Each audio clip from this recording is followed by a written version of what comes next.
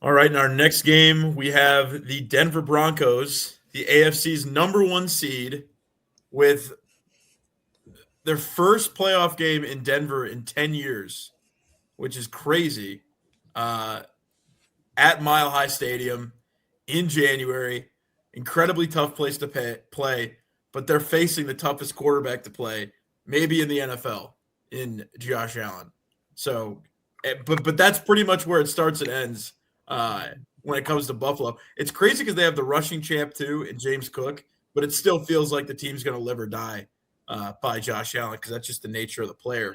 But Turtle, I want to know what your thoughts are. You are a Texans fan, so this may if the Texans take care of business, as 3/4 of this pod predicted, to beat New England.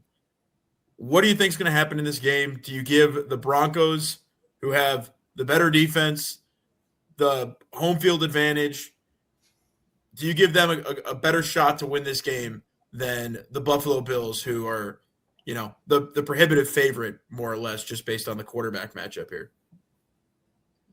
Yeah, I don't know about the prohibitive. The betting market says otherwise about the prohibitive favorite, but I as a Texans fan, I'd much rather play Denver than Buffalo, just from the variance factor of Buffalo. And I think that's what makes Buffalo so hard to project, right?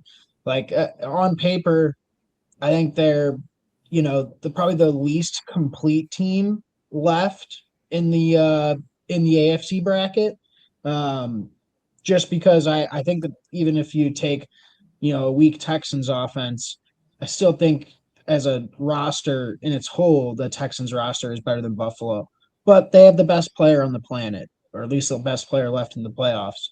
Um, it's what makes the Bills such a conundrum is they can, you know, come in here and give up 26 points, and you always feel like you're going to have a chance with Josh Allen to get you 4 touchdowns and win by two in any sort of regard. But look, I do think that there's some things Buffalo's going to struggle with in this game. Um, Vance Joseph is getting head coaching looks for a reason. This Broncos defense has been great all year. I think they're probably just behind the Texans and the Seahawks when it comes to caliber of defense. Um, and I think Bo Nix and Sean Payton, um, despite some question marks and early start or early some struggles early in games, I think have answered a lot of the questions about if they're capable of winning at a high level. Now, I coming out of the bye, I think we usually see one of these teams of the bye kind of struggle uh, to come out early. Um, and so I'm kind of leaning like a Buffalo first half type play.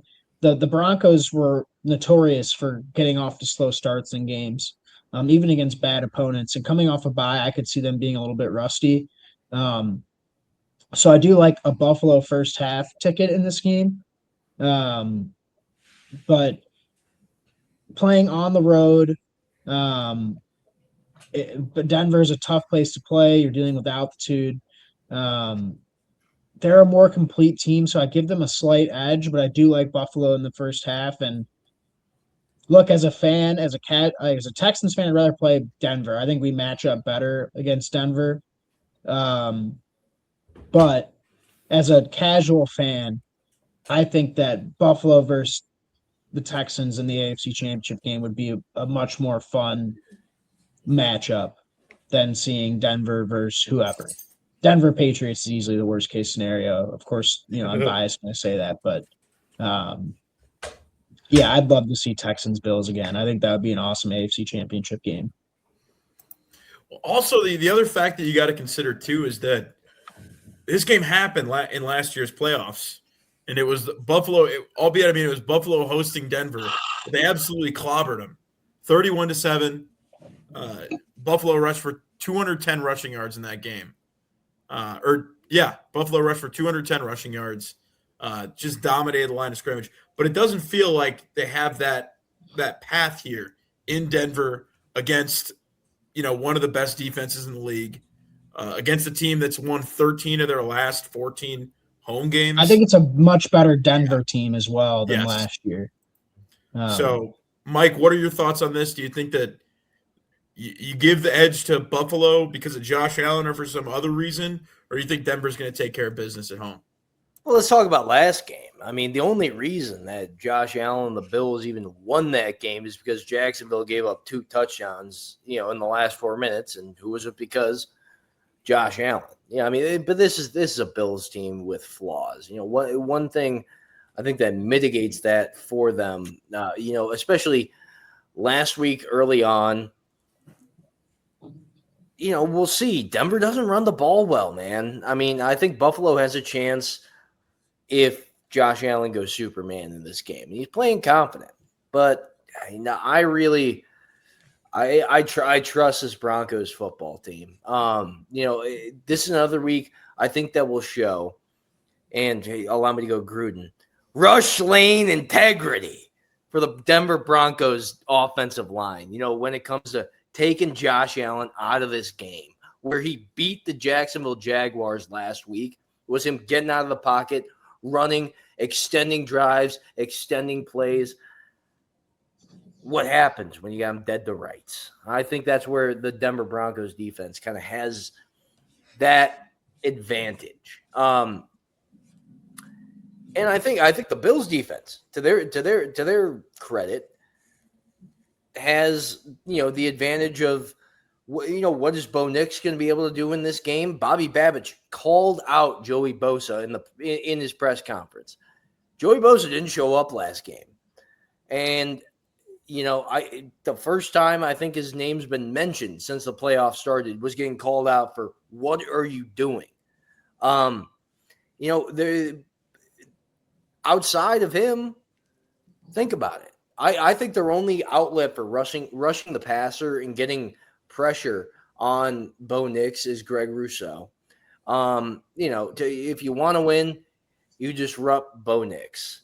I'd also like to see, very curious to see, it's going to be, if the Bills do win this game, at Oliver, Curtis Samuel, both have their 21-day practice windows opens up a little bit more for, what we could see, out of Buffalo. But you're going into a raucous environment in Denver, I think. And I think you're not only going up against defense that goes up to getting pressure that makes their living off of getting pressure on the quarterback, but getting the quarterback on the ground. I think we see this pass rush come through against what I think is a very leaky offensive line for the Buffalo Bills. I mean, they're going to have to be way more efficient and not my God, I would have hit my bet if the Jaguars could have gotten 3 of those sacks and Josh Allen doesn't get out of the pocket. Let's also give the Denver Broncos credit going into this game. I mean, you're talking about a team that just got first round bye rest, and they're going to be in a place that's very difficult for opposing opponents. Are the Bills going to be able to? Keon Coleman was a healthy scratch. He balled out last week. Gabe Davis was out, and you're going to go up against this secondary, a very good secondary, and a much healthier Denver Broncos defense. I think I had it down. I bet the Broncos. I thought they would close as favorites, honestly. I think the added rest, gift and a curse for a young team. We'll see, but I like the Bills in the first half. I think where Denver's at, they might struggle. I like Turtle's point with that. I think they struggle to get off to a good start in the first half, and they're not a good team with takeaways in terms of defensively. Josh Allen, we know, is prone to throw a big pick, but he really hasn't been doing that as of late. We saw him play decent against it, but I just think, why not trust Bo Nix, man? Why not? Why not trust Bo Nix? Why not trust Bo Nix? Did I hear that right? Was that? Am I crazy? Why not trust Bo Nix? There's 3 levels to this Buffalo defense, man. and it's married to the front. Against this defensive line, why not, man? I mean, it's time to break the wheel. See what – I mean, are you going to have your decade-long quarterback, or is he just going to be, someone who's going to get you to the playoffs and then get you out? Broncos The second one. If he doesn't have the best defense in the league and home field advantage, it's going to be the second one with Bo Nix. And I don't care if I look like a hater, but he has been absolutely carried by his defense this entire year. The Broncos have won a lot. The Broncos have won a lot of close games, though. If he can be better than what he has been that we've seen this year, those 45 minutes leading up to the last 3, I'm on the Broncos in this one, and I think they squeak it out, and I think you start asking a lot of questions over there in Buffalo. One question before we move on to Christian's take.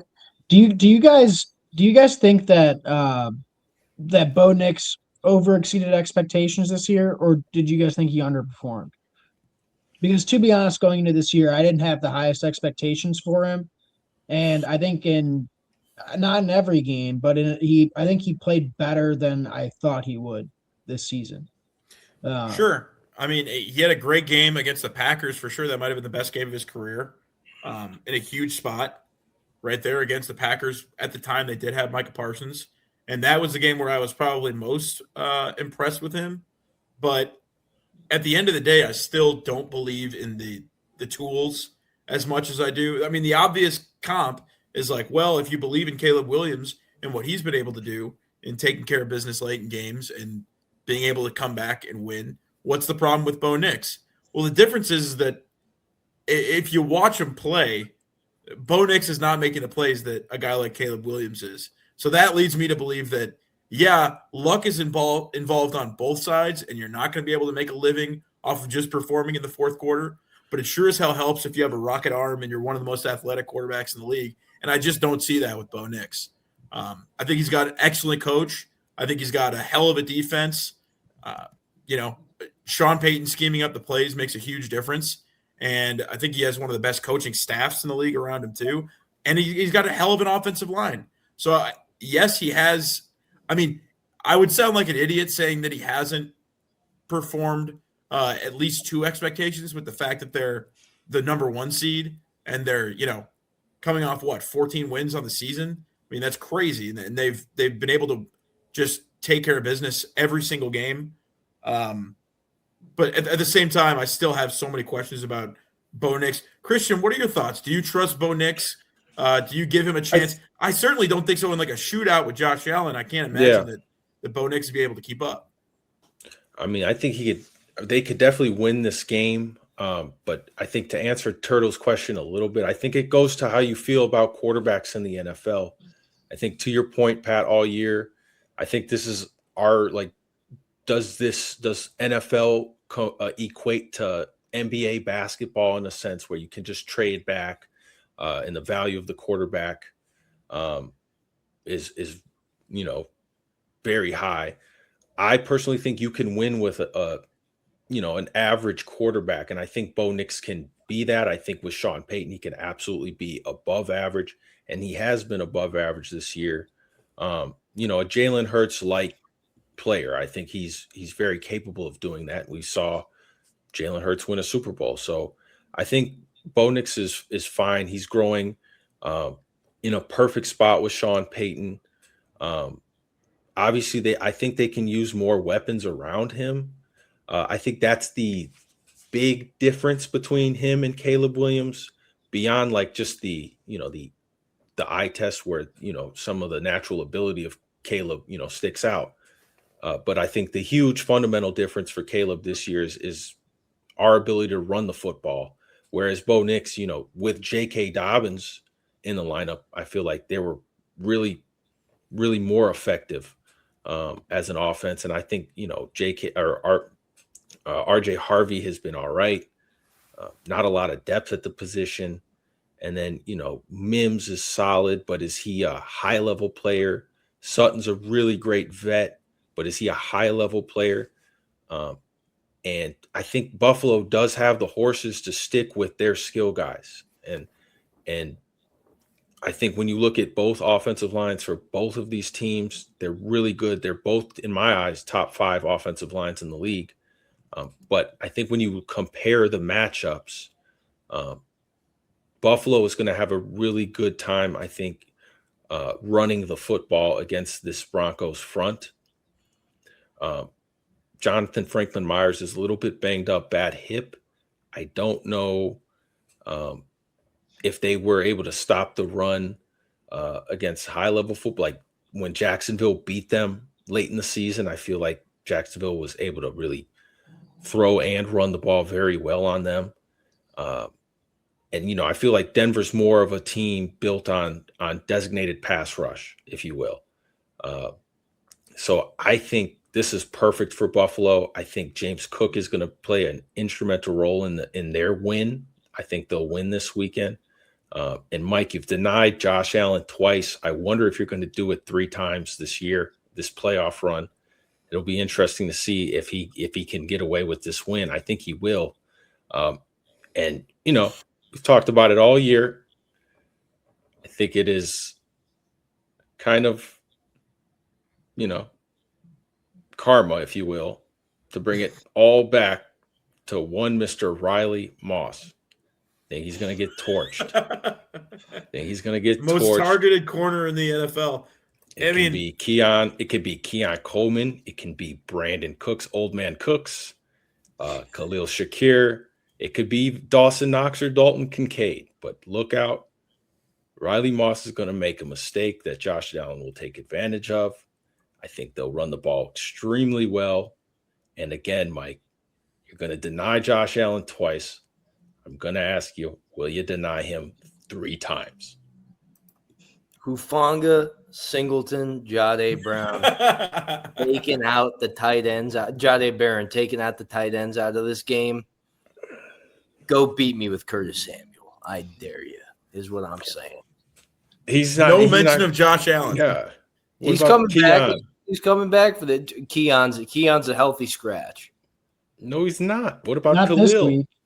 Khalil Shakir is probably the best player on that offense. I mean, Keon scored last week. Outside of James Cook. You guys played well. Making my point. Best Broncos receiver on win that offense has been You guys, Khalil Broncos Shakir. win this one, man. All right. You know what? I will say for storyline reasons, I really want Buffalo to win because it's just poetic for Josh Allen to get to a Super Bowl. He has to play the one defense that seems to have his number. I mean, the storylines leading up to that AFC and saved his leg too. Shout out to and Daniil saved his leg. He could have ripped his whole kneecap off or his whole ankle off. Game recognizes game. Hey, we don't want to play. We don't want to beat you if you've got Bisky out there, all right? No, and Houston plays like the perfect fine line between dirty and clean football. They play right up to that line of just being vicious. Yeah, last year Aziz Al-Shire may have crossed. Aziz Al-Shire is an exception unto himself. He's I have some things I like about that player. I have some things I dislike. No, I would say the DBs play like that. The DBs this isn't we already talked Texans, but the DBs do. The DBs play like that. The DBs really walk that line because they absolutely kill people, but they're always clean hits. Well, what do you think about this Broncos defense, though? I mean, like we've obviously given Josh Allen a lot of credit. We know that Christian believes that there's a weak point in Riley. Not Moss. Just Riley. Jaquan McMillan, he's all right, but the nickel spot, you can always take advantage. I think Khalil's their best. You said it, Pat. Khalil's their best receiver. They can always take advantage of the slot. And Dawson Knox and Kincaid are great too. We also haven't even talked about James Cook at all as the NFL's rushing. And I think James Cook is going to make a huge difference. I think Franklin Myers, Roach, Zach Allen going to have to really step up. I think it matters if you can get pressure on Josh Allen in this game. I mean, that's how I feel like teams really truly beat Josh Allen is you get stifling pressure and you force him to run around so much that and just smother the receivers. Because like you mentioned it, like Khalil Shakir is their best receiver. And this seems to be the the basis of Mike's thesis is with your best weapon on the receiving side being Khalil Shakir, is that you're going to be able to smother most of these passing options, and the pass rush is going to force Josh Allen into holding the ball and taking sacks, because that's truly how you beat Josh Allen. That's the blueprint. Now, it doesn't. I think there's a select few defenses that can pull it off. And Christian, your point about Riley Moss is a valid one, because I think you have to be buttoned up everywhere on the back end of your defense to be able to pull something like that off. And if you've got one weak link, I mean, Josh Allen, it will get exploited at some point. You may be able to force Josh Allen to take 1-2 long sacks, but if you give up the one big play that leads to points, your sacks are nullified at that point. I mean, it's got to be a full-on 60-minute effort to pull it off. The Texans are able to pull it off. They showed that in the Thursday night football game. I think the Broncos can pull it off, dependent upon if Riley Moss has a good game, if they can find a way to scheme up a different style of defense that allows them to get pressure, but maybe you do some sort of like cover 4 shell and you can get pressure at your front 4, and maybe that works for you. But if you're not getting pressure at your front 4 and you're playing that shell, I mean, I think Josh Allen will find a way to beat that too. Also, no Brandon Jones, who he's been out since the late part of the season. PJ Locke's a good backup, but I mean, he's a high level safety as well. So another one.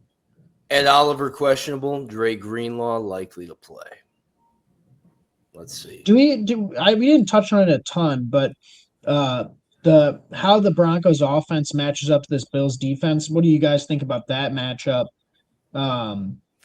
Again, kind of an interesting coaching matchup too, with McDermott being a defensive coach, and you got going against Sean Payton. Who do you think has the edge in that? I just think Tre'Davious White has shown like he's played so well, and that's to me coming into all these games, he's been the guy that I've questioned. I don't know if he can stick it out at boundary corner, but he's played pretty well and held up pretty well. And then Benford, I think, is one of the more underrated players in football. Teron Johnson's still good at nickel. And I just think if the Broncos could really run the ball up the middle between the tackles, I would feel comfortable about taking the Broncos maybe, but they do have to attack the edge. And I think, Joey Bosa, you say what you want about him as a pass rusher now, but I think he's physical enough. I think Russo's physical enough. Epenesa's physical enough. They have the bodies to stop the run. And I can't see a Denver Broncos without a high-level run game beat this Buffalo team. And I think McDermott knows that. And I think McDermott has the guys in the back end of this defense to really cap what the Broncos can do. Yeah. And I mean, to that point as well, just coming off the game, Mike made a great point, is you got to focus on the recent.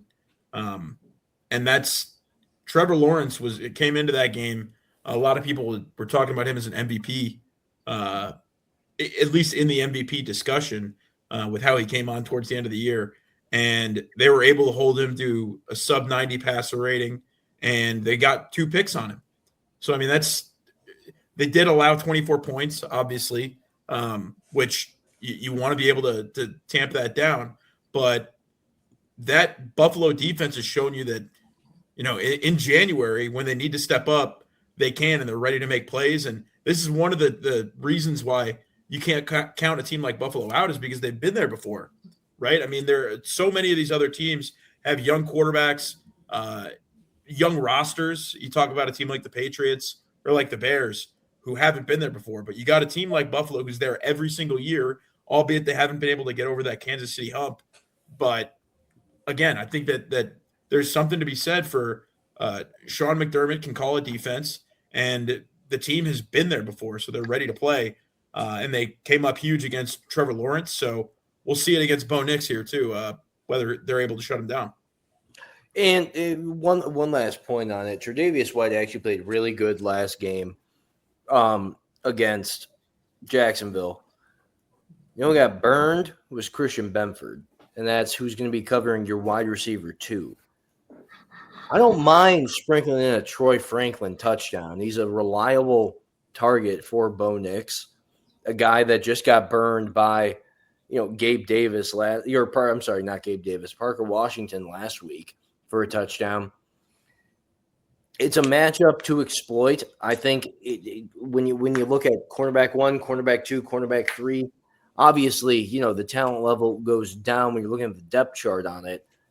I think that's one spot that, if Bo Nix knows where to lean on, knows what matchups to go to, knows what matchups, what to avoid, Troy Franklin might be right there for, what we've seen is one of his best big play targets and one of his best red zone targets when it comes to scoring.